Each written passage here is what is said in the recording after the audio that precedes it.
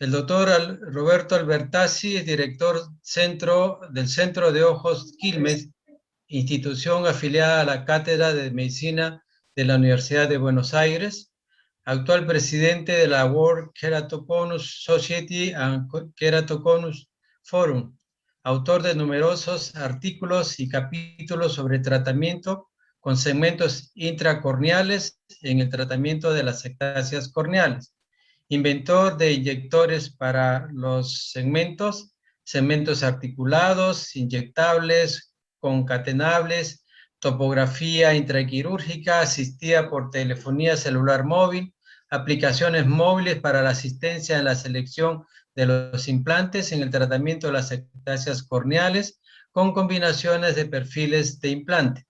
Socio fundador y es presidente de la Sociedad Argentina de Cirugía Refractiva, Córnea y Catarata. Decir muchas cosas, yo creo que basta con escucharlo y van a saber que todo lo que está escrito lo favorece.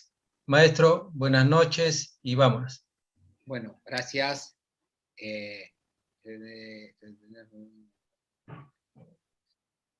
Bueno, puedo compartir ahí, a ver.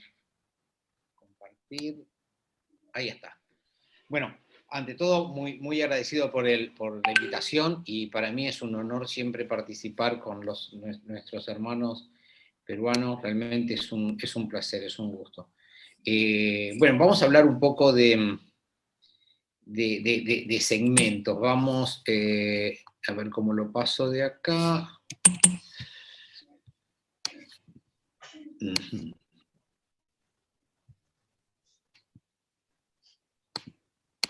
Ahí está. Todo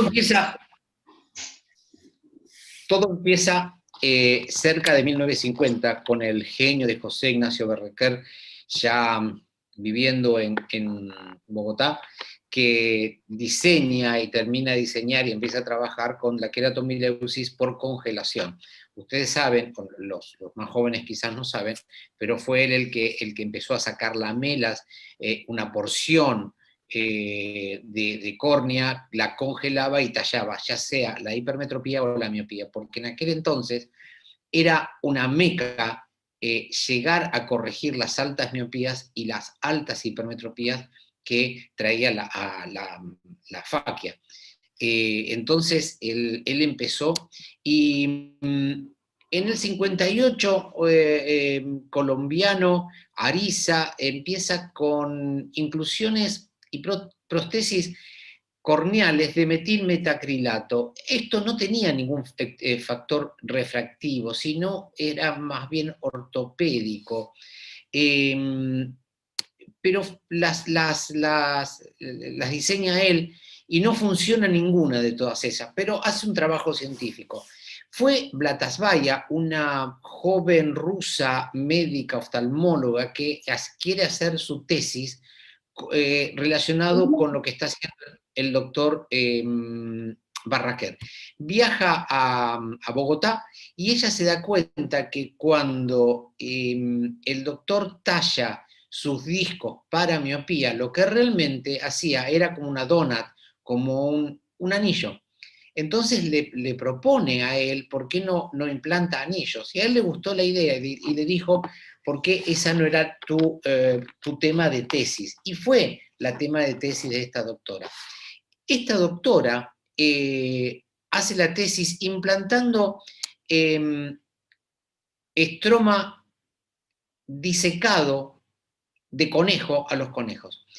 Y ella, en sus trabajos, descubre y dicta las relaciones directas, las leyes de Blatasvaya, directa al espesor.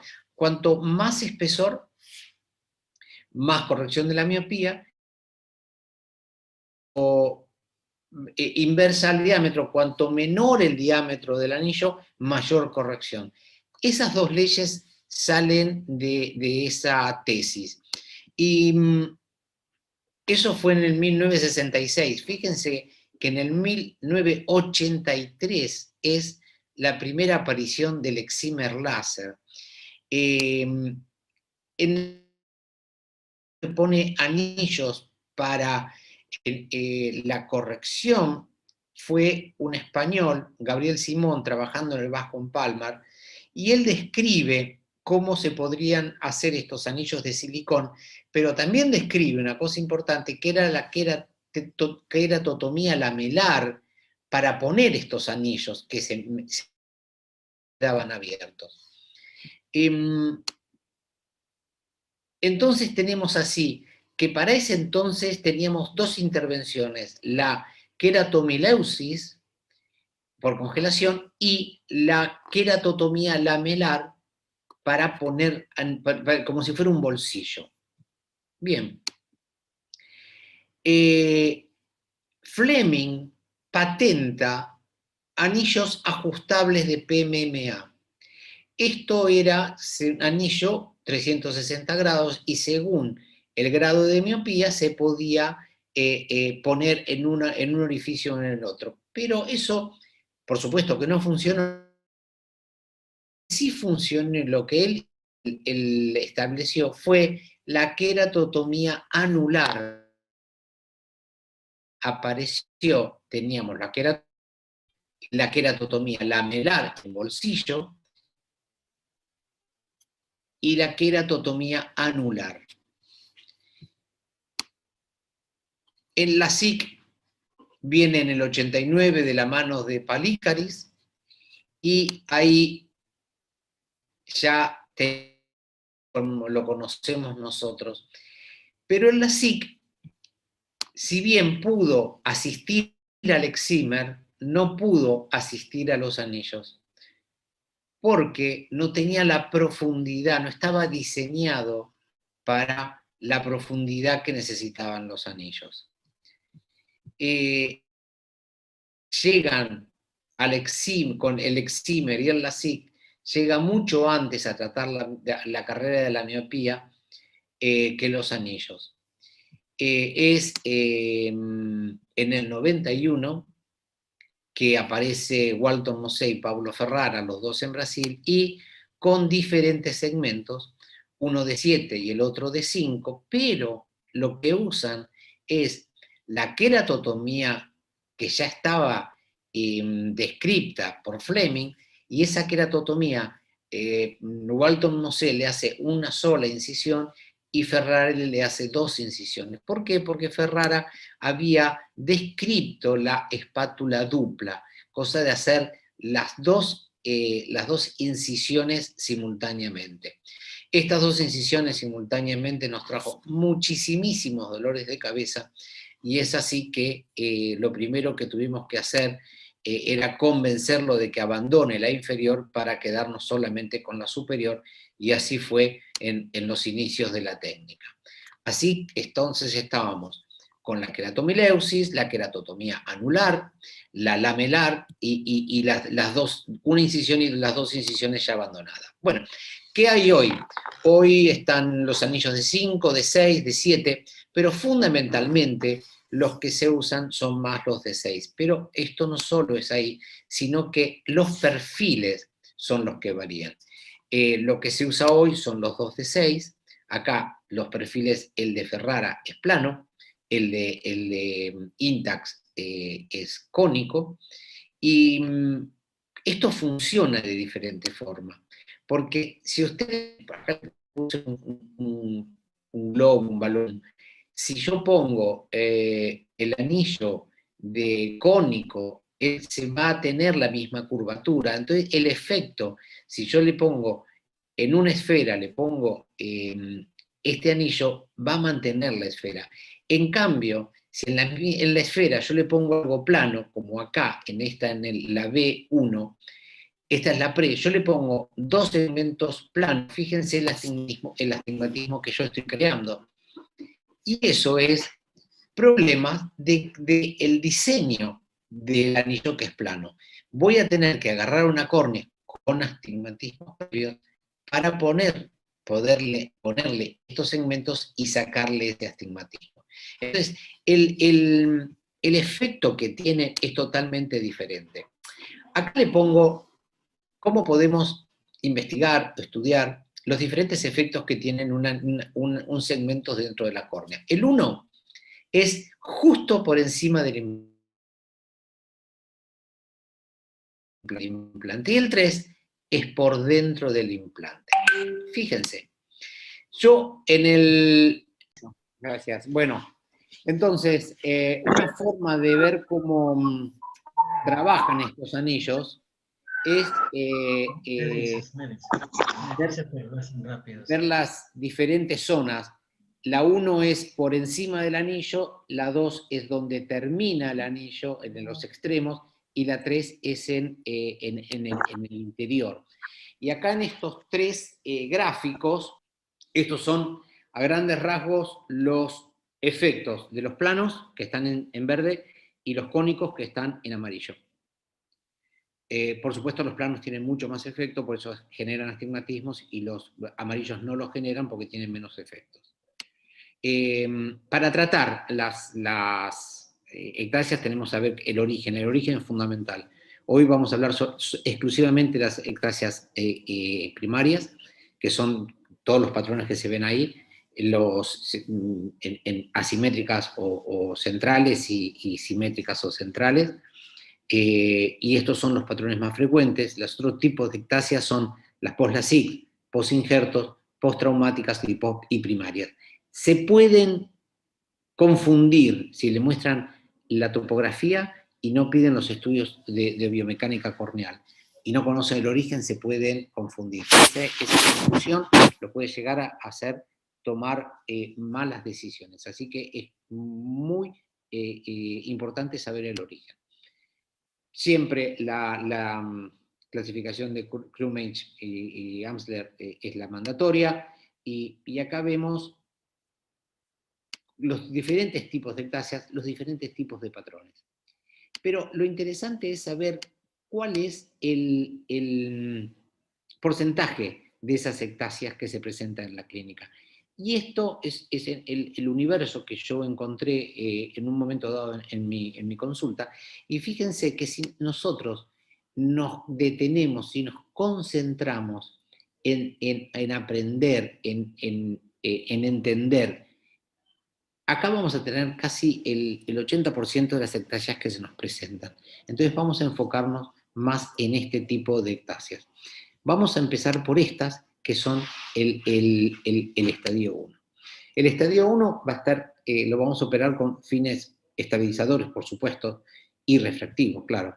Pero los estadios 1 son fáciles porque tienen queratometrías bajas, tienen buenas paquimetrías. Fíjense, el pre es a la izquierda, el post a la derecha.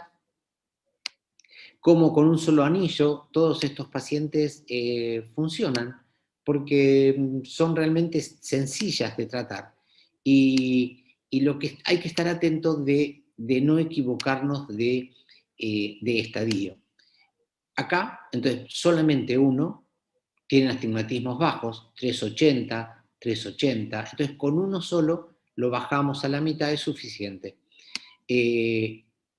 Entonces, en estadios 1, uno solo cónico o uno solo plano, según el monto del astigmatismo.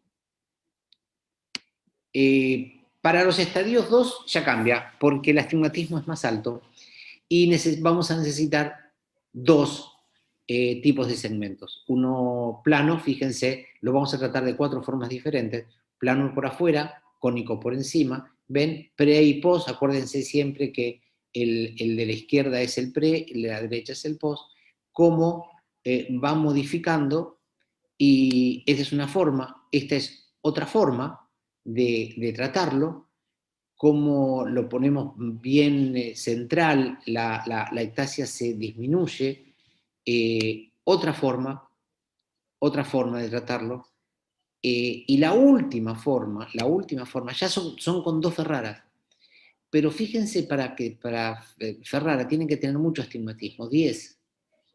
Bueno, 4, y fíjense cómo lo mejoramos acá. Y 11. Cuando ya el astigmatismo es alto, vamos a necesitar 2 Ferrara. Los estadios 2, entonces necesitamos acá las combinaciones de Ferrara Intact o si es muy alto el astigmatismo, Ferrara.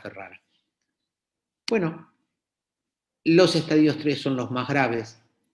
donde, fíjense, 63, es muy alto. Acá tenemos el pre, está al revés, el pre está al revés, está a la derecha y el post está a la izquierda. Estos son los más complicados porque estos empiezan a bajar mucho la visión por la presencia de pliegues. Entonces, estos bajan mucho la visión. Y estos se tratan con largos, cónicos y la combinación de cónicos y planos. Esto es lo básico. Esto es lo básico. Esto lo patentamos. Y volviendo a la historia, vemos que la verdad que el Excimer asistido, la SIG, que asiste al Excimer, nos ganó a la carrera de la miopía, pero gracias a Joseph Cullen, que en el 98 hace el primer trabajo de ectasias tratado con un anillo, es que los anillos nos recalculamos nuestro destino y nos fuimos a tratar ectasias. Y así teníamos que en el 2006 aparece Fento. ¿Y el Fento qué hace? Reemplaza a todas las demás técnicas quirúrgicas. El Fento puede asistir al eczema, como el Fento puede asistir a los anillos. Esto nos cambió absolutamente todo nuestro horizonte. Ahora, ¿qué vamos a poner? Si vamos a poner anillos completos, vamos a tener que hacer un pocket. Un pocket y mantener. Y si no, vamos a tener que hacer grandes arcos. Vamos a hacer un poco la historia, vamos a seguir con la historia de hoy.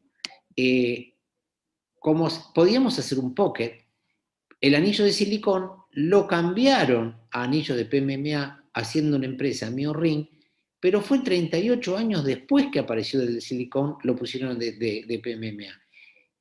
Estos MioRing pequeños, de 4 milímetros con 5, me parece que la empresa fundió, pero bueno, lo hicieron 38 años después modificaron el silicón por el de PMMA.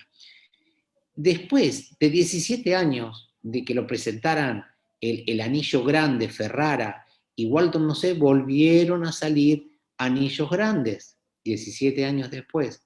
Y estas prótesis acrílicas, después de 56 años, hicieron una patente y la protegieron con una patente 56 años después. Parece mentira.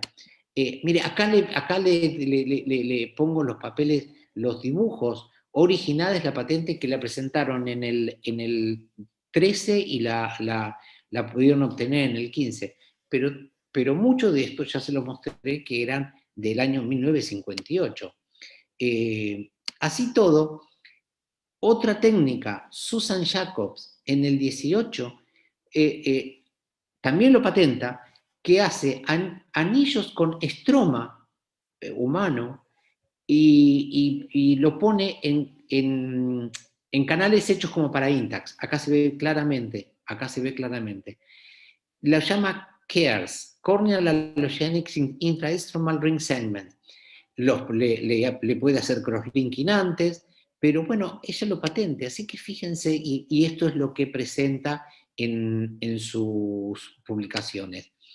Fíjense, las prótesis tardaron 56 años en ser patentadas. El anillo estromal que lo puso Blatasvania en el 66, Susan Jacobs, 53 años lo patenta después. El anillo de silicón de Gabriel Simon, 38 años lo transforma en PMMA. Y los anillos, los grandes arcos, los transforman después de 17 años. Es decir, lo que quiero significar es que, primero, que los segmentos perdieron la carrera contra la miopía, seguro por predictabilidad fundamental. El Fento copió y asistió con éxito a todas las técnicas manuales. Y la otra es que no hay nada de nuevo. Hasta ese momento fueron todas técnicas refritadas del pasado. Nada hubo de nuevo.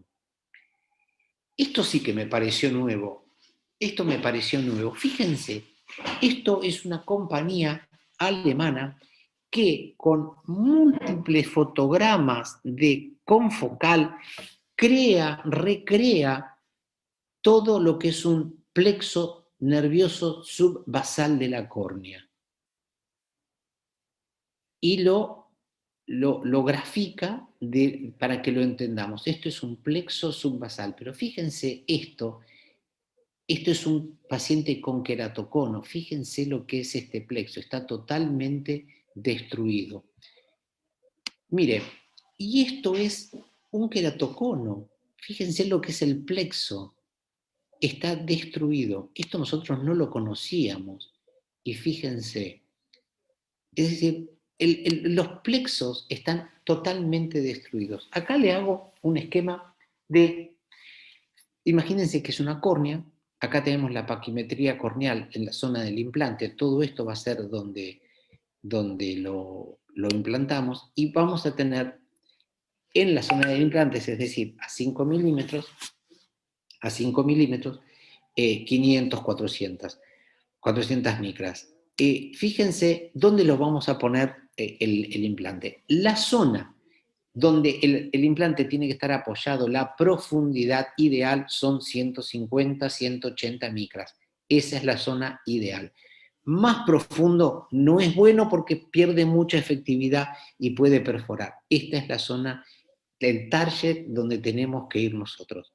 Fíjense, si nosotros ponemos segmentos de 150, de 200, de 250 o de 300, y si proyectamos acá lo que es el plexo subbasal, fíjense que estamos muy cerquita de dañar el plexo, muy cerca. Si a esto le ponemos los estadios, en los estadios 1 nosotros posiblemente encontramos córneas más gruesas, pero en los estadios 1 vamos a poner segmentos bajos, y en los estadios 3 tenemos que poner segmentos bajos, porque si no dañamos enseguida el plexo. Esto es muy interesante, esto lo tienen que entender, que tenemos que utilizar segmentos bajos para no dañar el plexo subbasal. Y ahora, porque si no lo ponemos profundo, estos dañan el plexo. Si no los ponemos profundos, cualquiera que pongamos dañan el plexo. Los que vienen ahora, los segmentos asimétricos, en base o en altura. Más claro está acá. Los asimétricos, antihorario y horario, fíjense que el antihorario termina en 250 y 300, todos terminan 250 y 300, y los sinusoidales, que tienen una parte más gruesa, es de 250 y es de 300. Este paciente, un estadio 3, operado con 150, al tiempo, miren cómo me viene con una, acá ya lo veo la topografía, que acá tiene algo que tiene una queratitis. Era un alto astigmatismo, era un queratocono grado 3 y viene con esta mancha acá. Esto no es más que va a tener una queratitis en una de las puntas. Esa queratitis es el primer estadio de una queratitis distal apical y tardía. Empiezan con queratitis apicales, siguen con ojos rojos, sensación de cuerpo extraño, melting y úlceras recurrentes para terminar en la extrusión de segmentos. Esto, del 1 al 3, pueden pasar 12 años, pero también pueden pasar 3 años. Esto tengo miedo que empiece a pasar con los asimétricos, porque son muy, muy gruesos como para poner en la parte más delgada de la córnea. Entonces, ¿no hay nada de nuevo? Sí, están los segmentos asimétricos. Cuidado que el mayor volumen del segmento no coincida con la menor paquimetría. Es lo único que le pido. ¿Qué hay de nuevo? El topógrafo. Sí, estoy trabajando en un topógrafo que asistido con el teléfono. Estas son las prácticas. Y fíjense en la cirugía, esto lo hago en la cirugía, pre y post. No me da la topografía, me da solamente el disco de Plácido, pero yo ya sé en el post inmediato que no tuve una hipercorrección. Y este es de la semana pasada. Un gran astigmatismo, y ya sé en la misma cirugía de que el paciente quedó bastante bien porque el disco de Plácido me lo permite ver. ¿Qué otra cosa nueva? Esta patente la aceptaron en Colombia, por supuesto está presentada en otros países, pero es un disco, es un anillo que es modular y que se puede modular y se pueden cambiar las piezas. Puedo hacer perfiles cónicos combinados con planos y planos combinados con cónicos. Por ejemplo, la mitad es plano, la mitad es cónico. Este es el proyecto que estamos trabajando, que son anillos que se pueden poner por el limbo y se van modulando y enganchando, y se enganchan que quedan rígidos una vez conectados uno con otros cuando están. Estos también pueden ser 4 de 90 o 3 de 120. Se van a poner por el limbo, lo estamos haciendo con un Z8, se ponen por el limbo, y este es el último, este ya no es de PMMA, este es de Prolene, y se hacen con láser, es una pieza de 200 micras que se corta, múltiples cortes, todos con láser, y se hacen como estas escotaduras que se meten. Esto se hace así, se hace abierto, pero después cuando se mete dentro del estroma se va cerrando, se cierra y quedan todas enganchadas una con otra. La idea de esto es que, bueno, hay que diseñar instrumentos también, la idea de esto es que se puedan poner de esta forma. Entonces, sí, el fento nos va a servir a nosotros como cirugías exclusivamente con fento, porque esto de otra forma no se puede hacer. Entonces, vinieron los segmentos de gran arco, después vinieron los asimétricos y constitucionalidad, y ahora espero que cerca del 23, del 24, esté la familia de inyectables por el limbo, los one ring, los flexibles de Prolene. Todos estos, es más, estos últimos pueden llegar a estar linkeados por topografía.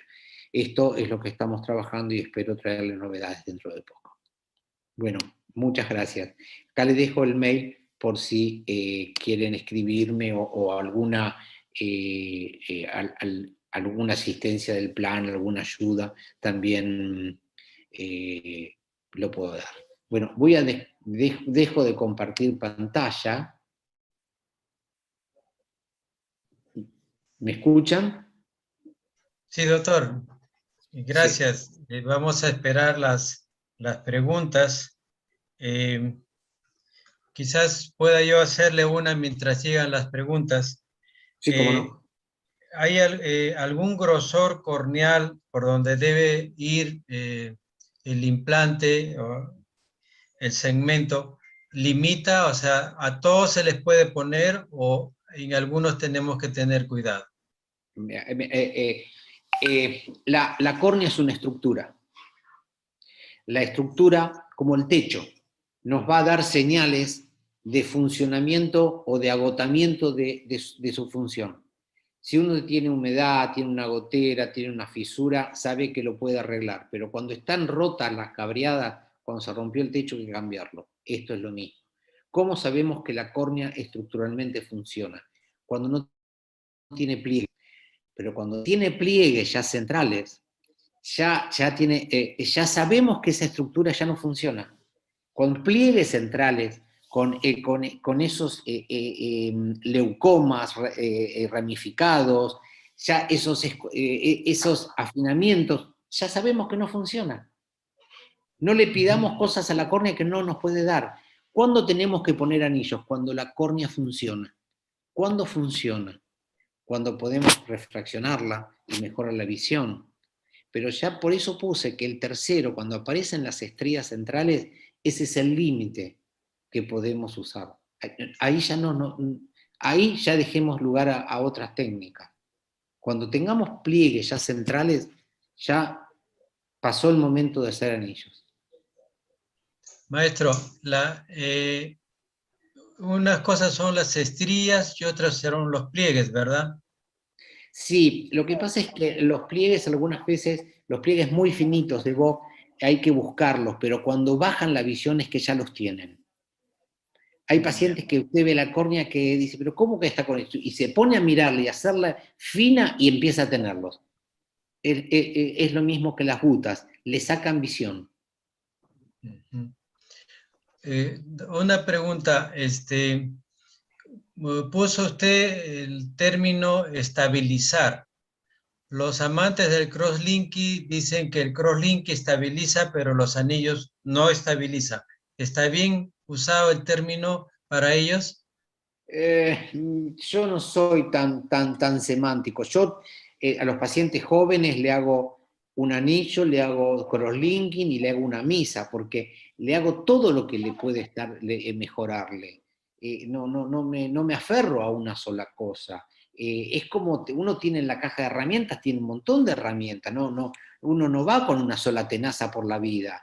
El que tiene un martillo son todos clavos.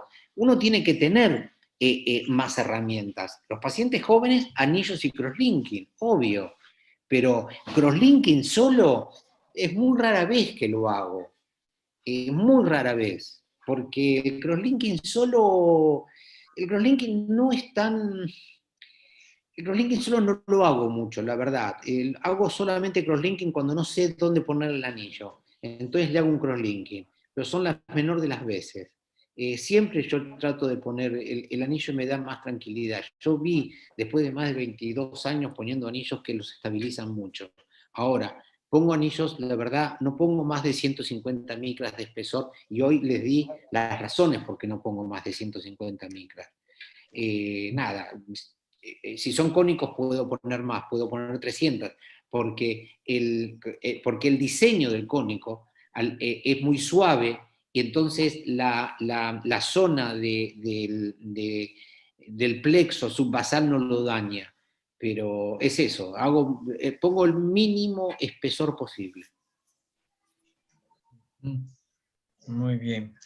Ayecha, han aparecido preguntas, por favor. Sí, doctor, hay varias preguntas, además de las felicitaciones al doctor Albertazzi, nuestro agradecimiento en verdad No, por su muy buena voluntad y disposición y por su tiempo y su paciencia. Bueno, algunas preguntas respecto a la brillante ponencia que nos ha dado es, por ejemplo, si colocaría anillos en un paciente sin ectasia y con astigmatismo irregular, solamente con fines refractivos. bueno, hay que conocer el origen de eso, de esa asimetría. Por eso puse de entrada, tenemos que conocer el origen. Vos me das una asimetría postraumática y no lo pongo. Me das una asimetría post-LASIK y sí lo pongo porque funcionan bien. Hay que saber. Ahora, si es primaria, sí se puede poner. Si no tuvo ninguna cirugía y tiene una asimetría, sí hay que ver qué querés lograr. ¿Corrige con negativos o corrige con positivos? Eso hace cambiar el anillo que pongas. La refracción en todo esto es fundamental. El que no sabe refraccionar una asimetría no va a poder operar, porque no podés interpretar qué tenés que poner. Ujú. Y respecto a eso, más o menos, ¿qué tipo de paciente sería ideal colocar segmentos asimétricos? También nos preguntan. Eh, lo ideales son los nipples y los grados 3, todo lo que sea central, los nipples centrales y los grados 3. Esos serían el mejor target para los grandes arcos. Acuérdense que los grandes arcos no van a sacar astigmatismos, van a bajar todas las queratometrías, pero van a dejar las asimetrías. Claro. Así es. Hay algunas otras preguntas, por ejemplo, respecto al tema del plexo subbasal. Nos mencionan que la cercanía del plexo corneano a los anillos gruesos implantados si pudieran generar alguna reacción tipo neuralgia. No, pero sí, hoy no me pude explayar en el plexo. Es súper interesante porque el, el comprimir el plexo subasal hace que Doctor Albertazzi, disculpe que lo corte, me parece que su audio tiene un problema porque ya lo escuchamos, no lo escuchamos muy bien. Está con el audio muy bajo. y estoy Ahora está con el micrófono desactivado. Tal vez si lo puede volver a activar. Ahí Ya. lo activé. ¿Ahí se escucha? Se le escucha, pero muy bajo. No quiero cambiar a estos. A ver. De repente es la conexión o... Puede ser. A ver si cambio a los.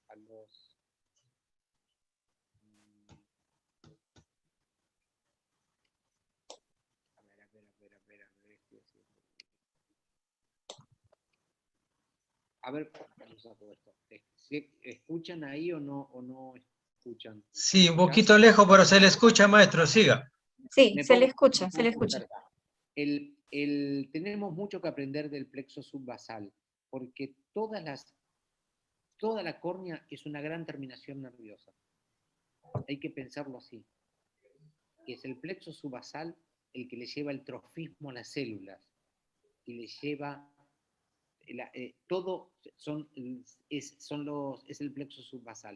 Si nosotros lo comprimimos, le cortamos el flujo axonal. Por eso es tan importante de no dañar el plexo subbasal, que los queratoconos los tienen muy dañados. Eso es una cosa que tenemos que empezar a fijarnos más. El conocimiento del plexo subbasal es nuevo y nosotros todavía no tenemos esas máquinas que tienen los alemanes para mostrarles esos resultados. Pero estamos infiriendo que los queratoconos tienen muy mal plexo. Perfecto, doctor. Muchas gracias. Hay algunas preguntas respecto a los nomogramas también. Lo felicita y obviamente indican que usted tiene la capacidad de calcular los anillos para o sea, simplemente con su habilidad, pero ¿qué nomograma recomendaría usted para utilizar los anillos tipo Ferrara? Es lo que están preguntando por aquí. La verdad que tanto los nomogramas de Ferrara como de Kerarrin, los que los hacen son visitadores médicos. El que le contestan las preguntas son visitadores médicos. No son médicos los que hacen los nomogramas. Ellos pueden llegar a decirlo, pero si ustedes le mandan una pregunta al laboratorio, el que se la responde es un visitador médico que no tiene la formación para responder ese tipo de preguntas. Y la elección de un segmento es un acto médico.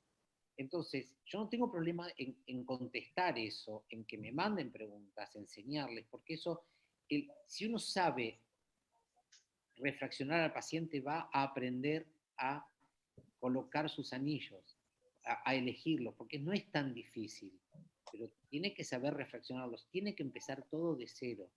Si lo sabes refraccionar, y la asistencia de la topografía es fundamental.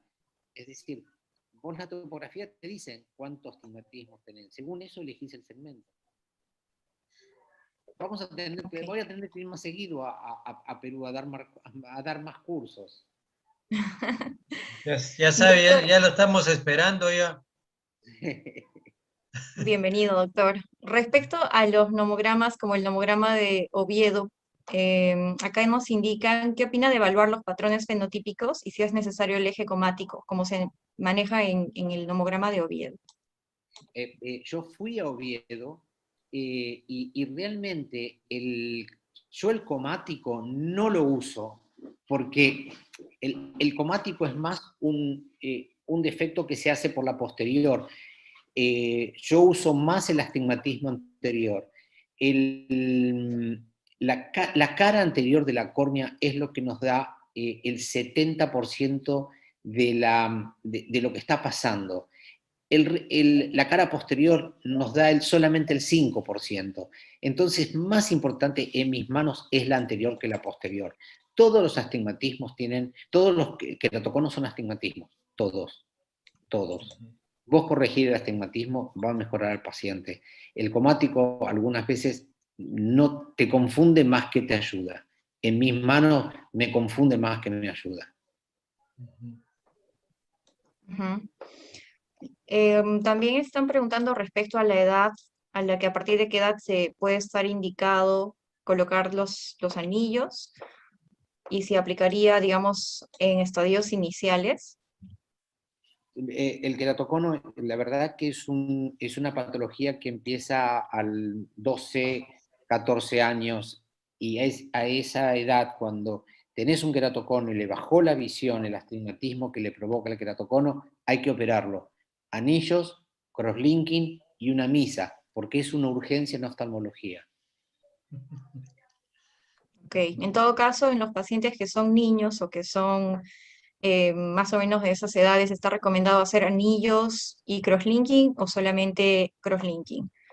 Todo junto, anillos y crosslinking y una misa, las tres cosas. Ok.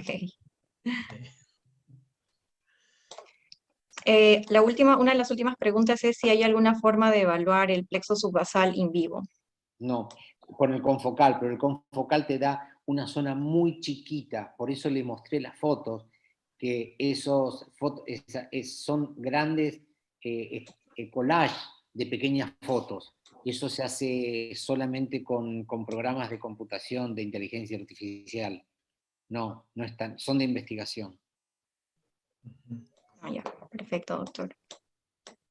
Bueno, esas son prácticamente todas las preguntas que figuran en el chat. Acá hay una última pregunta de la doctora Delgado. Nos indica en astigmatismos mixtos que se ven en niños, por ejemplo, ¿qué tipo de anillos recomienda usted?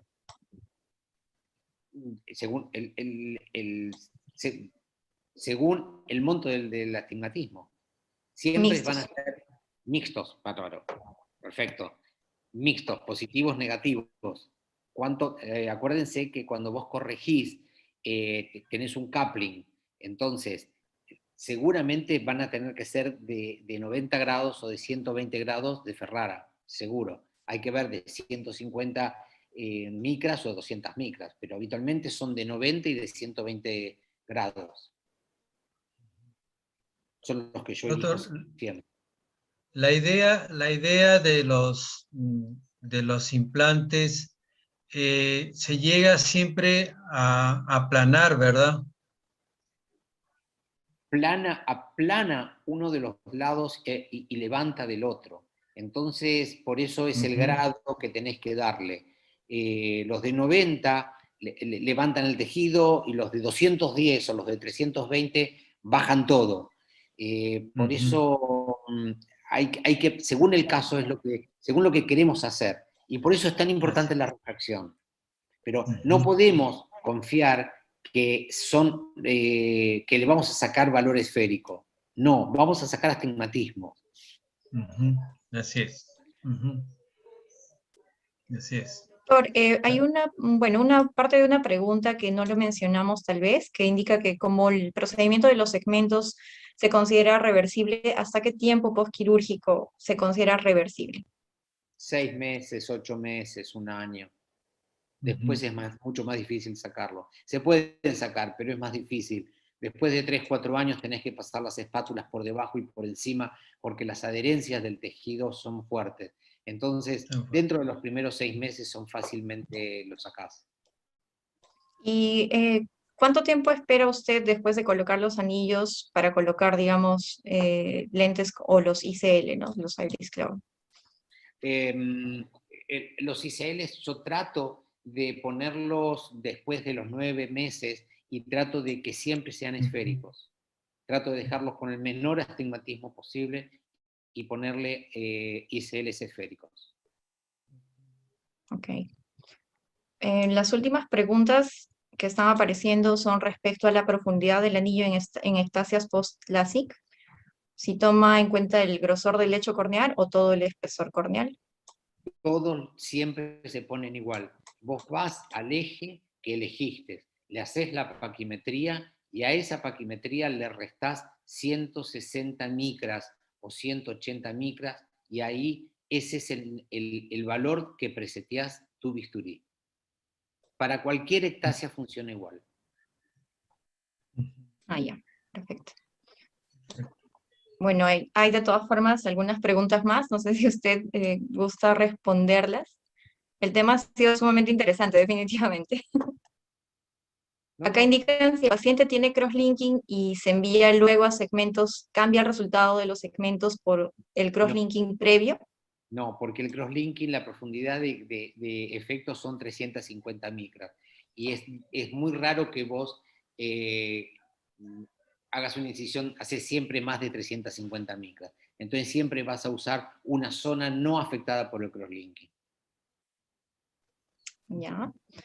Indican también si es que usa algún tratamiento usted para minimizar los halos post-anillos, por la colocación de los anillos. Es que hace 10 años o más de 10 años que uso solamente 6 milímetros de zona óptica de los anillos para no tener halos.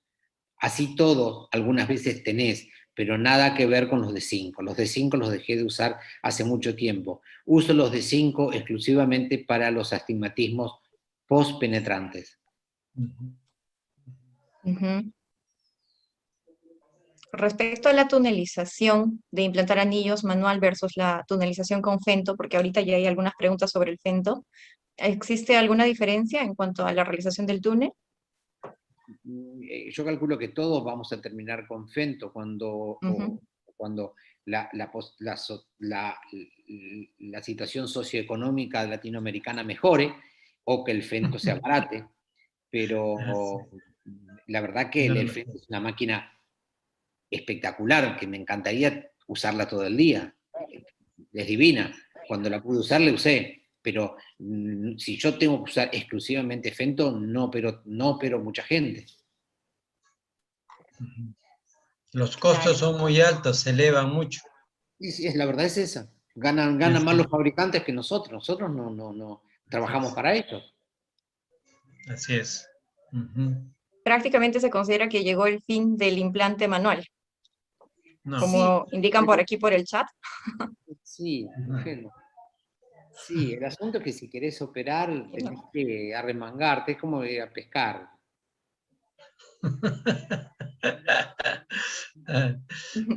Doctor, ¿qué opinas sobre los segmentos intracorneales en ojos trasplantados como manejo de astigmatismo residual? Es otra pregunta del doctor Cáceres. Bueno, eso yo hice una línea que nunca salió a la venta porque son casos muy pocos los casos que anualmente vos podés operar. Ahí son anillos de 5 milímetros, pero 800 micras de base. Y esos funcionan muy bien porque el anillo hay que ponerlo dentro del botón donante y realmente funciona muy bien. Pero adentro del donante tenés la córnea más gruesa y un neolimbo que es la cicatriz. Entonces tenés que tener mucha fuerza al anillo. Por eso tenés que tener 600 de base y ponerle espesores de 200, 250 micras. Así es. Muy bien. Perfecto, doctor. Bueno, hay una última pregunta sobre si usted, recomienda que se haga primero los anillos y posteriormente el crosslinking, o depende de cada caso. Las dos cosas las hago simultáneas. Anillos, ya que lo tengo acostado al paciente, habitualmente son jóvenes menores de 30, lo hago al mismo tiempo. Pongo el anillo y sigo con el crosslinking. Perfecto. Doctor, muchísimas gracias. Esas son todas las preguntas en el chat. Obviamente hay muchas felicitaciones y mensajes de agradecimiento por su brillante presentación y por su disposición por brindarnos esta magistral ponencia. De verdad le agradecemos muchísimo. Sabemos que es muy tarde en Argentina para usted y bueno, eso es un motivo para agradecérselo nuevamente, ¿no? Yo soy el agradecido y cuando quieran estoy a disposición de ustedes. Muchas gracias, un abrazo a todos mis amigos que tengo en esa tierra tan linda y tan querida, y la verdad que voy a ir a visitarlos porque siempre que puedo ir me encanta Perú, me encanta. Chicos, muchas gracias por todo. No, maestro, muchas gracias a usted en nombre de todo el Instituto Nacional, de todos los participantes. Yo creo que ha valido la pena seguir esperando, y como va a valer la pena siempre que usted llegue y nos dé las charlas respectivas. El mundo de los implantes es eterno. Desde que comenzó ha ido mejorando, ha estado dando más resultados, y creo que con lo que usted está haciendo tenemos para más todavía en el tiempo. Muchas gracias, de verdad. Un abrazo tremendo y lo esperamos. Gracias, muy amables a todos. Gracias a todos. Buenas noches. A usted, doctor, y está invitado, así como todos nuestros participantes, a la próxima charla, que va a ser el día viernes 28, con la doctora Adriana Titiu, a las 7 de la noche, horas Perú, y 9 de la noche, horas Argentina. Todos invitados, muchas gracias por su permanencia, por la paciencia. Disculpen por los problemas técnicos, especialmente del doctor Albertazzi, pero bueno, felizmente la presentación fue increíble. Muchas gracias, de verdad. Gracias a ustedes. La plataforma va a ser Expo Inox, por favor. Bárbaro, La gracias. plataforma sigue siendo Expoino. Gracias, hasta luego. Chao, Buenas doctor, noches, gracias. buenas noches con todos. Buenas noches, doctor Mencías. Hasta luego. Hasta luego. Gracias, Ayecha. Nos vemos. Muchas gracias. Muchas gracias a todos.